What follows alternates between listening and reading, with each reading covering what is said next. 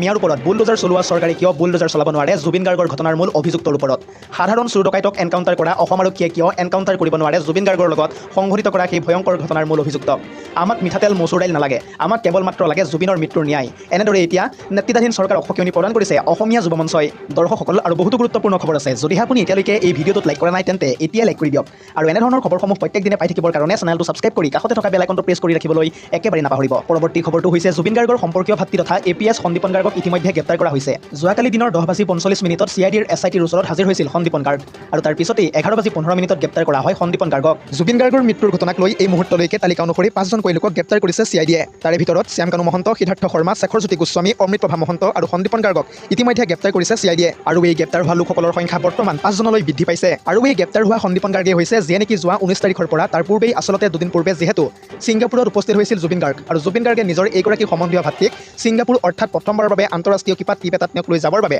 সন্দীপন গাৰ্গক আচলতে নিজৰ বাহনতেই লৈ গৈছিল আৰু তাৰ পিছতে দেখিবলৈ পোৱা গৈছিল পিছৰ দুটা দিনৰ ভিতৰতে এনেকুৱা ধৰণে দৃশ্যপট সলনি হৈ গ'ল যে ইয়ত পাৰ্টিটোত উপস্থিত হৈছিলগৈ সন্দীপন গাৰ্গো ইতিমধ্যে মোবাইলৰ কেমেৰাত বন্দী হোৱা যিসমূহ ভিজুৱেল আমি এতিয়ালৈকে লাভ কৰিছোঁ সেই সকলোবোৰ ভিজুৱেলত স্বতঃস্ফূৰ্তভাৱে আপুনি হয়তো দেখিবলৈ পাইছে এইগৰাকী সন্দীপন গাৰ্গক যিহেতু শেহতীয়াভাৱে সন্দীপন গাৰ্গক বিগত 7-8 দিন ধৰি নেৰানেপেৰাকৈ প্ৰায় 7 পৰা 8 ঘণ্টা পৰ্যন্ত তেওঁক জেৰা চলাই থকা হৈছিল আৰু জেৰাৰ অন্তত সন্ধিয়া বা নিশাৰ ভাগত তেওঁক যাবলৈ দিয়া হৈছিল নিজৰ ঘৰলৈ কিন্তু যোৱাকালিৰ দিনটোত 10:45 যেতিয়া সন্দীপন গাৰ্গ গৈ উপস্থিত হৈছিলগৈ CIDৰ কাৰ্যালয়ত আৰু তাৰ পিছতেই 11:15 CIDৰ নেতৃত্বত সন্দীপন গাৰ্গক গ্ৰেপ্তাৰ কৰা হয় পৰৱৰ্তী খবৰটো হৈছে ৰাজ্যত পুনৰ ভয়ংকৰ গুলীয়াগুলীৰ ঘটনা সংঘটিত হৈছে।